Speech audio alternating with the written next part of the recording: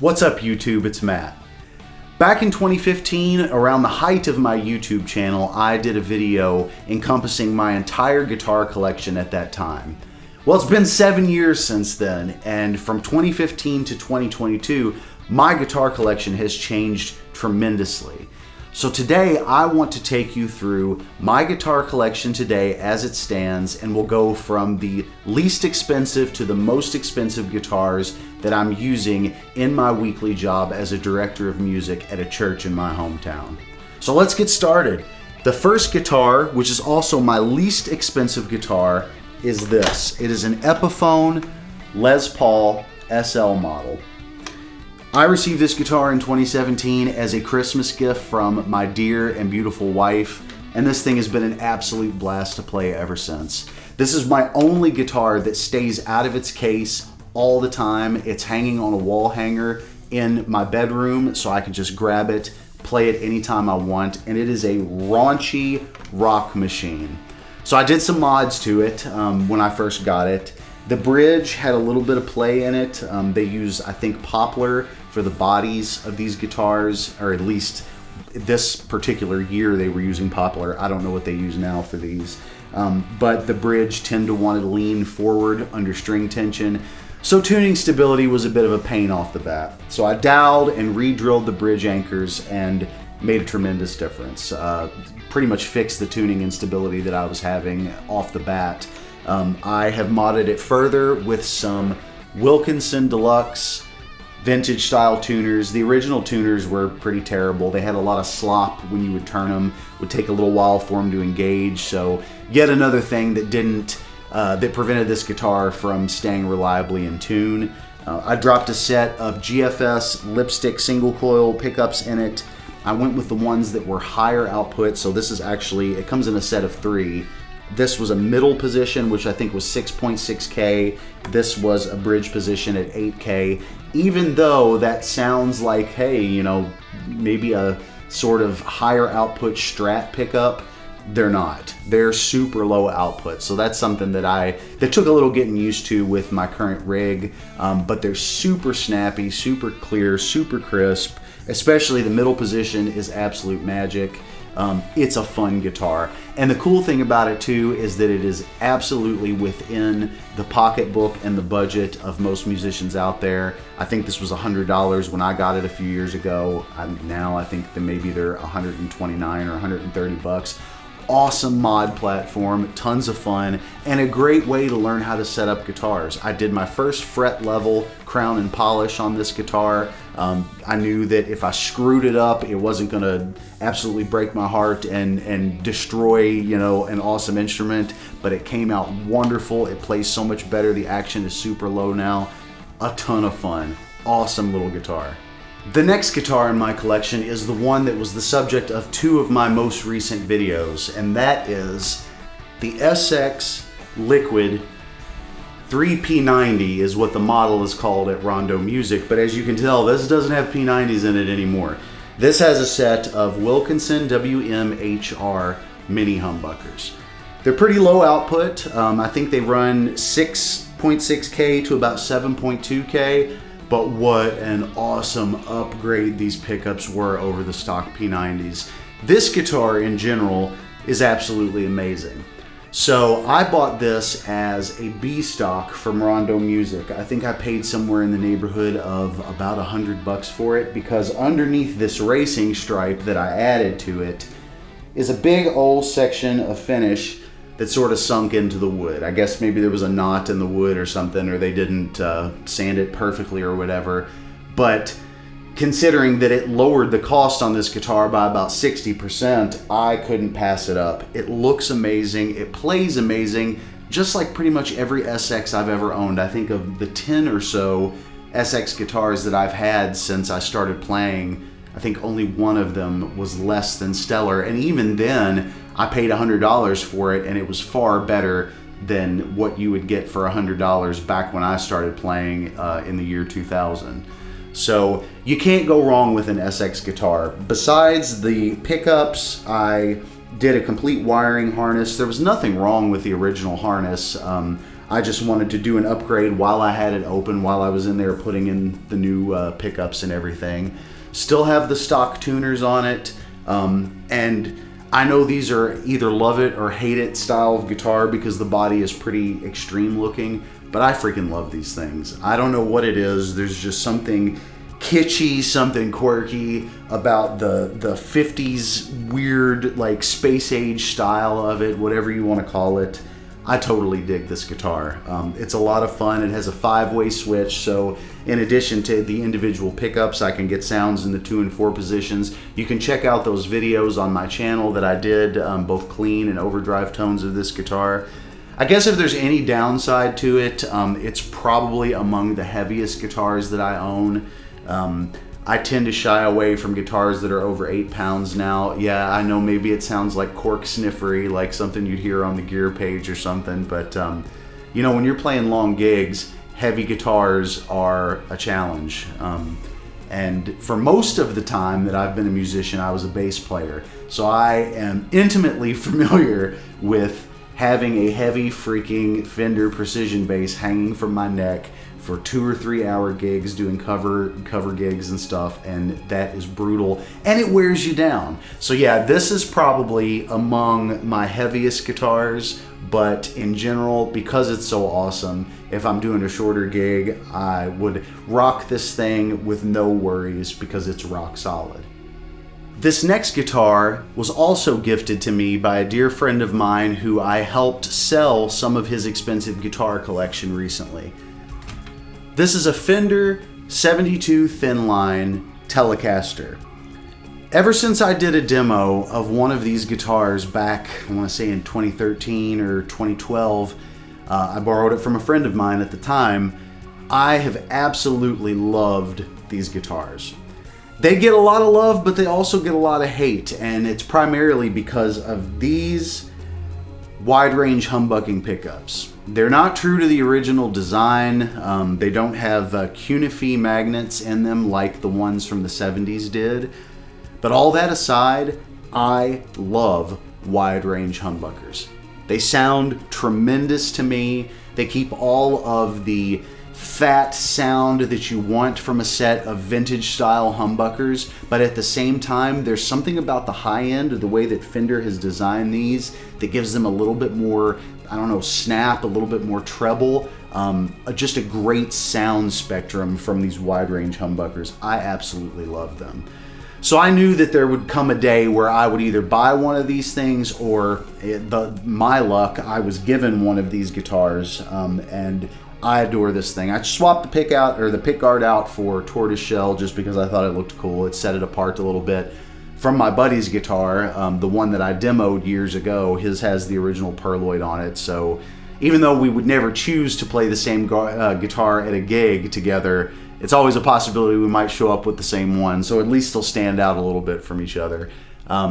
But in general, another reason why I love these is because the body is made of ash. Fender is not using ash on made in Mexico models anymore. I'm not even entirely sure if they're using them on American-made models from the standard lines because of the depletion of ash as a wood in America due to a pest that seems to be tearing up ash trees everywhere. But in general, this is a lightweight guitar. It barely weighs anything. It looks great. This one has a beautiful figured body. It's 3 pieces of ash. You can see pretty clearly in the back. 3-bolt neck joint, no problems. Stays perfectly in tune. No issues, no shifting, as some of the 70s models may have had. This thing is completely stock besides the pick guard, and yet another guitar that I absolutely love. If I need a guitar that's versatile for a gig, this is one that I will often default to because in the bridge has great bright cutting tone, but up here in the neck, you know, you can really round out the mids, cut through a mix if you need to. Just a fabulous instrument. If you find one of these for a cheap deal, you should consider picking it up, trying it out. They're not making them anymore. So if you want one in this original configuration with an ash body, try to snag one now. This next guitar has definitely been featured around my channel before, and it has come and changed a number of times over the years into a number of different configurations. It is my Warmoth Stratocaster that I built in 2014. Now I call it my Gemini Sunset Stratocaster because, to me, it looks like a beautiful sunset on a beach somewhere in Florida. At least, you know, the finish does. This is a magenta burst finish from Warmoth. Not many were made. As far as I know, there were only 2 or 3 that were ever made in this finish. It was just like a test run that they did. Even the guy who is a Warmoth employee on the gear page, when I added this to a thread where we were showing off Warmoth guitars one day, he didn't even remember this. He didn't even know the name of the finish. He didn't remember that it had ever been done. So there's got to be some rarity to it.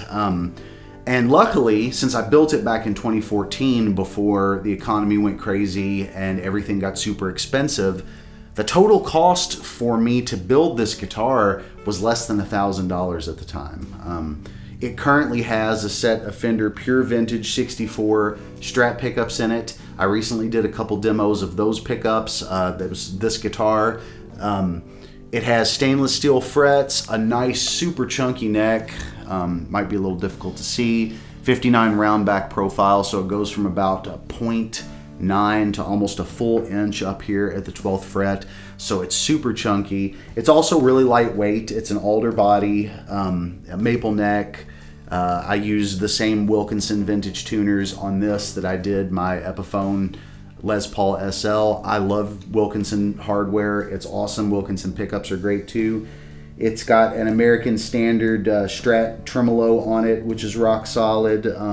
All in all, just an awesome guitar. Previously, this thing had Custom Shop 69 pickups in it, which there are demos of that on my YouTube channel. It also had a set of GFS Little Killer Strat rail pickups, which to this day I still absolutely love. I took them out of this guitar because I sold my former Fender Classic 70s Strat that I loved for a long time, and because I only have one Stratocaster style guitar now, I wanted something that was more traditional sounding, so that's why I tossed some Pure Vintage 65 pickups in it. But those GFS Little Killer Strat pickups are amazing because they keep that Strat sound that you really want to hear, that chime, that quack in the 2 and 4 positions, but they're also great for cutting through. They're very mid-rangey, just all around an amazing set of pickups. So this thing has seen a number of iterations at this point. It's one of my go-tos for my gigs that I do now. If ever I'm in doubt about a gig, I grab this thing. I love it. I've had it for almost 10 years now, and it just feels like it's a part of me. You know, it's a part of my music, and it's beyond comfortable when I pick it up and play it. So this is my Warmoth / Gemini Sunset Stratocaster. This is one that I'll be buried with. So this next guitar sort of bridges the gap between a classical guitar and an electric guitar. It's my Godin Multiac Nylon Encore. Now, one of the reasons why I decided to pick this guitar up was because of the nature of my current gig. Because I'm a musician at a church, a lot of times we'll have events or services where instead of doing contemporary music, we'll need something more reflective, more chill, just an opportunity for people to come in and just meditate or pray, relax, and, you know, just get closer to their God. So that's why I bought this guitar. This allows me to just go straight into the PA at church with no issues at all. I do often run it through an LR Baggs preamp just to get a little bit more volume at the board, but it allows me to play classical pieces, play hymns, play simple stuff, and just create a nice, quiet, reflective atmosphere at church. And it has also come in handy at weddings as well. A lot of times people will want their wedding marches played on classical guitars or even ukuleles these days, and this guitar can definitely bridge that gap with the nylon strings. It's super lightweight, very, very well constructed. When I first received it, it definitely needed a proper setup, but luckily enough I was capable of handling that myself, and now it's an absolutely amazing instrument. It doesn't get played as often as I would like, but having it there when it's needed, it's an absolute godsend, and I definitely plan on keeping this one for the long run. I am a man of many electric guitars. It's just what I love, it's just what I'm into. But when it comes to acoustic guitars, I have given my heart and soul to one. And that would be my 2012 Martin D15M. Every gig that I have played that has required an acoustic guitar for the last 10 years has been played with this guitar. I first played one of these, man, I was young. It was hanging in a music shop in my hometown. It was used. It was about $500 or $600, and at the time I was living on my own, making, I want to say $7 an hour at a deli. I couldn't afford it, but man, I wanted that guitar so bad. When I first strummed it, it sounded better and fuller and more lively than any guitar I had ever strummed. And I still remember to this day how it felt to strum that guitar that day. And I basically instantly fell in love with the Martin D15M. It took me another 6-7 years to finally get one. And I had to sell 3 guitars at the time to afford this thing, but oh, it was so worth it. This guitar, like I said, has been on every gig that has required an acoustic guitar for me for the last 10 years. So it's got stories to tell. It's held up amazingly well. It still is in damn near perfect condition. It's got a little bit of wear and glossiness up here from where my hand is kind of worn down the finish. The back of the neck is super glossy from being played as compared to maybe the back of the body. But I absolutely love this thing. Smells amazing too. That cannot be understated how good mahogany smells. Smells so good that I even have cologne that I wear that's primarily mahogany scented. So just an all-around excellent guitar. I know that this thing is well constructed. The neck is rock solid on it. I have adjusted the truss rod exactly one time in 10 years, and it has stayed exactly where it needed to be ever since. Wonderful guitar. This is another one that will accompany me, hopefully, to the great beyond. This next guitar has a bit of a story to it, and I'll tell you the story right now. This is a Fender American Professional Jazzmaster, a late 2019 model.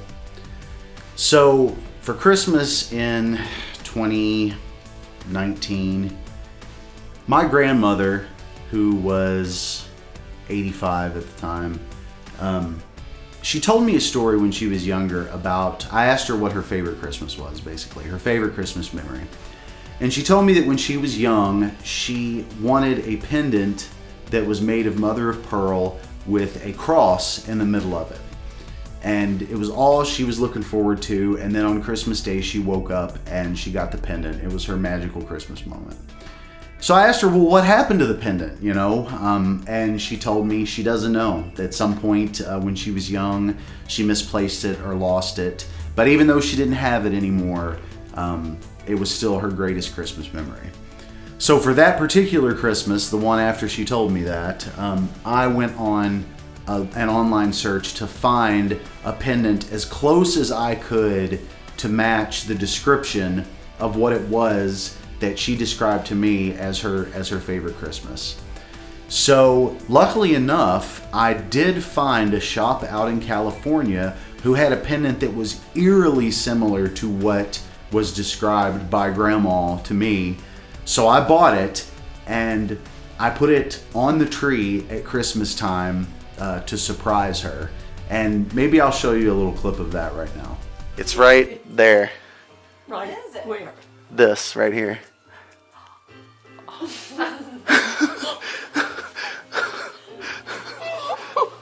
Well. Oh.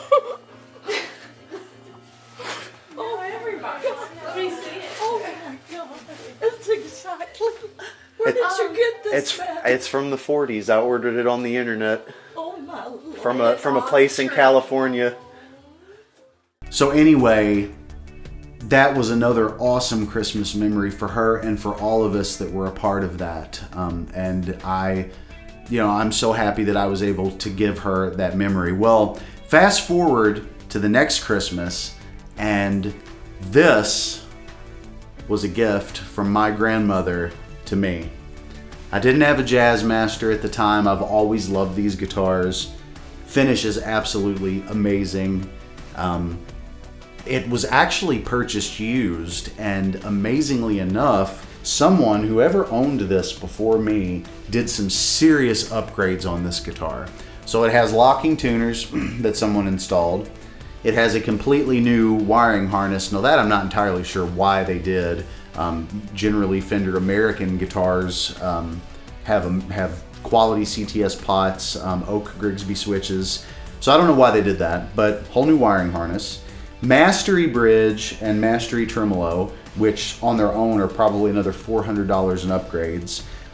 And original, does have the original V-Mod pickups, but it also came with an aftermarket G&G case, which is amazing. Another $250, addition, and my grandma paid $1,000 for this.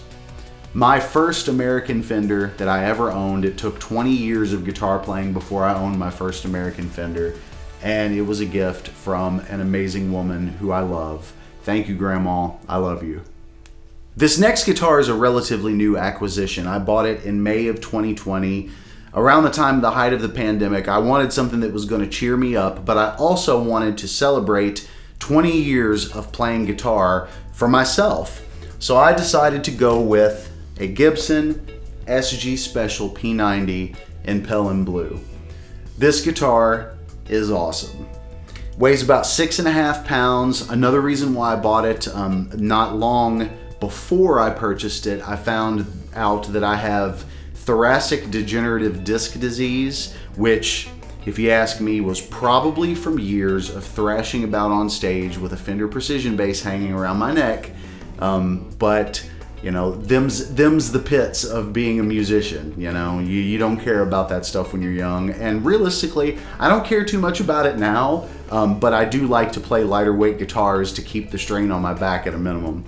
So that's one of the reasons why I bought this guitar. At the time, I also didn't have a guitar with P90s, and I've always felt that of all the manufacturers out there, that Gibson does P90s the best. I love the tone of their P90s, and this thing has it in spades. It's an amazing guitar. Very simple machine, tune it up, play it, sound good, done, Amazing instrument. Pelham Blue, which they just discontinued, I think, this year. They're not going to make these in Pelham Blue anymore.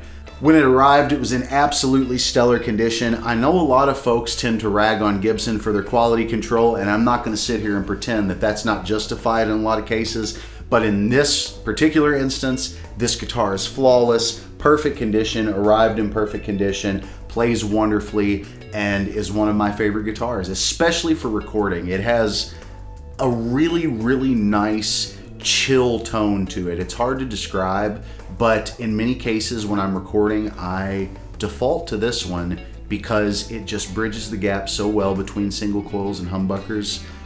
In general, it's very easy to play, super low action, and lightweight, easy to play for long gigs. I just love it. These are fabulous guitars. My first SG, and super, super happy with it. The story of this next guitar has already been featured in a video on my YouTube channel, but it is also my favorite guitar, and this is a Ernie Ball Music Man Axis Semi-Hollow. I got this guitar in 2017 because I previously had a solid body Axis that I had to sell to pay the tax man back in, 2014 or something like that. I absolutely loved that guitar. It was the first expensive and the first American-made guitar that I had ever owned at the time. But unfortunately, times were tough then, and it had to be sold. So I knew one day I was going to pick up another one. This is the one that I ultimately picked up. Loved the fact that it had an M-hole. I mean, my name is Matt. It just felt right, and I still love it because of that. I think it's cool as shit. But it also no longer has the original custom DiMarzio pickups that come in the Axis models. It now has DiMarzio Air Classics.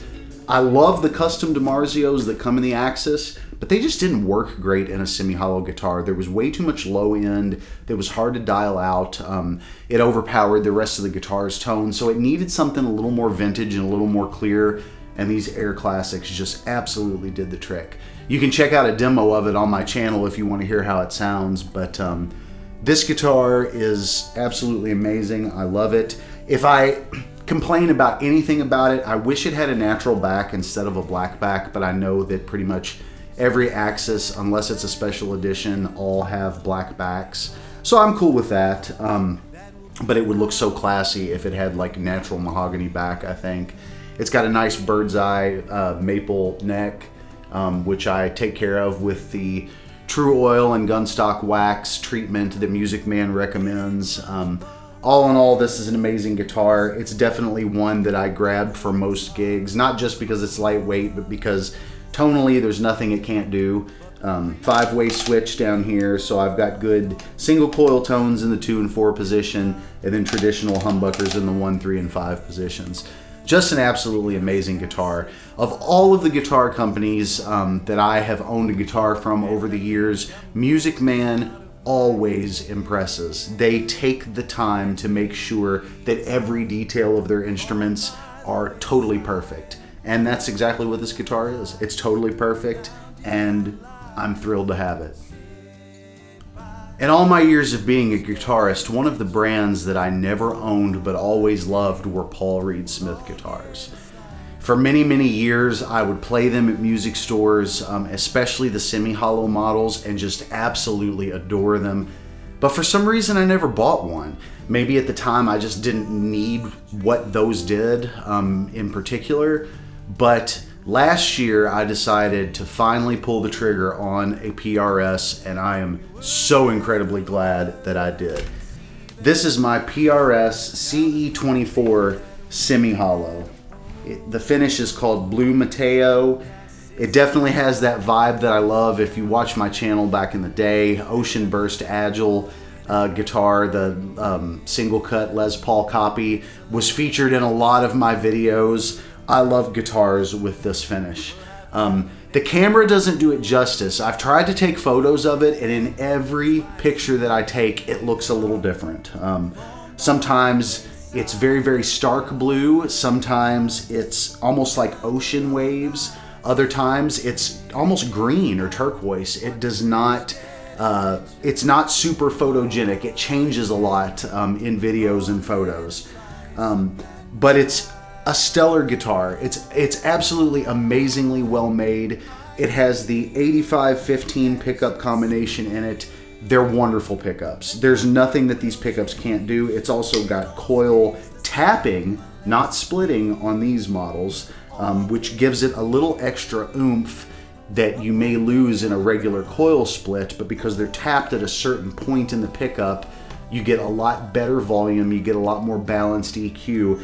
And honestly, one of the things that surprised me most about this guitar is that in the bridge position with the coil tap engaged, it almost sounds like a damn Telecaster. It could definitely bridge the gap if you need that super twangy, tele metallic bridge pickup tone.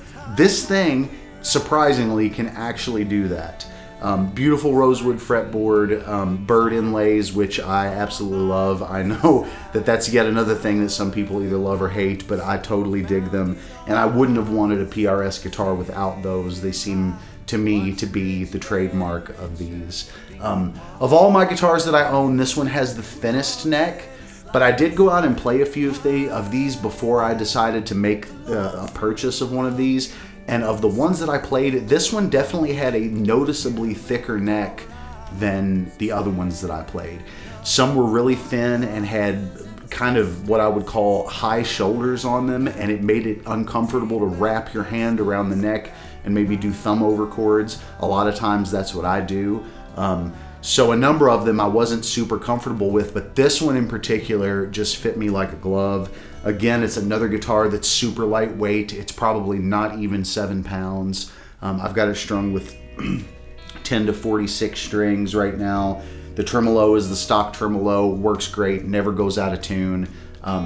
Paul Reed Smith guitars are awesome. I'm glad that I waited as long as I did to get one, so that I had the money to get one that was American made, that had all the attention to detail put into it, because this is yet another guitar that is an absolute lifer guitar. And more lately, if ever I've got a gig where I'm playing a lot of songs that are diverse tonally, a lot of different genres, I have been gravitating toward grabbing this one because there's, like I said before, there's nothing it can't do. So PRS CE24 Semi-Hollow, amazing guitar, and I'm super, super stoked to own this. This next guitar is my newest acquisition, and sadly, it's probably going to be the last guitar that I buy for a good while. Life, as always, has its twists and turns, and at this point in time, I'm just making sure that I'm saving enough money to be ready for whatever's going to come with this crazy economic situation that we're currently in. And also, I want to buy some land. I want to get out in the country. I live in Kentucky right now, so it's pretty much country everywhere you go, at 20 minutes outside of the city that I live in. But I'm getting up there in age. I'm almost 40 years old now, and I'm just ready to get some land and start trying to live a little more simply. So in terms of guitars, probably not going to buy any anytime soon, but before I stop, I had to get one of these. This is a Fender American Professional 2 Telecaster in shell pink. Oh my goodness. As soon as I saw this thing, I knew I was going to have to figure out a way to get one of these because I've always wanted a shell pink Fender. I was missing a Telecaster in my collection, and being a praise and worship guitarist primarily, you gotta have a Tele. I mean, you just gotta have a Tele. It's part of, it should be listed in the job description. Guitarist, Telecaster, praise and worship. This guitar, again, absolutely freaking stellar. Fender is knocking it out of the park recently with their American offerings. Even their Made in Mexico offerings have really stepped up their game in the last 10 years or so. This is a perfect guitar. It has VMod 2 pickups, which kind of bridge the gap between vintage Tele single coil sounds and a little bit more output, so they're a little, you can coax modern tones out of them a little more easily. It's got a good chunky and yet satin finished neck on it that feels absolutely amazing. Nice amber tint to it as well. Just all in all, an awesome guitar. It has a switch here on it that allows you to turn the neck and bridge pickups into a humbucker when you're in the middle position. I don't use it all that often. Maybe I will eventually. It's definitely a good thing to have if you want to boost your signal a little bit for a solo, and maybe your overdrive pedal or whatever, your amp solution is just not cutting it, so you need a little boost. You can just do that. You got a little boost. But in general, like I said, Fender America is knocking it out of the park right now. And this was a Chicago Music Exchange limited edition. I don't think they have any more of these in stock, but when I saw it with a beautiful rosewood fretboard and this shell pink finish, I just couldn't say no. I couldn't say no. So be a man and be brave enough to play a pink guitar because it will get you a ton of attention. I've had a ton of people come up to me after shows and say, what an awesome guitar. So don't be afraid to play a pink guitar. They're gorgeous, they're cool, and this particular one is a lot of fun. I have one guitar left to show you. Do you ever go on guitar forums? If you do, in the dark corners of those forums, maybe you've heard whispers of a sale that took place a few years ago. It's only spoken of in hushed and reverent tones now because it was something that has only ever happened once and might not ever happen again. And what I'm talking about is the Chicago Music Exchange Gibson blowout that happened back in 2017. I think it was early 2017. I heard about it right at the tail end of it. Apparently Gibson blew out a bunch of demo models, even though I don't think they were even demo models. I think they were all new. In order to make a debt payment that they had to make, they sold the whole shipment of them to Chicago Music Exchange, and Chicago Music Exchange blew them out on their website and in their store at half price or less.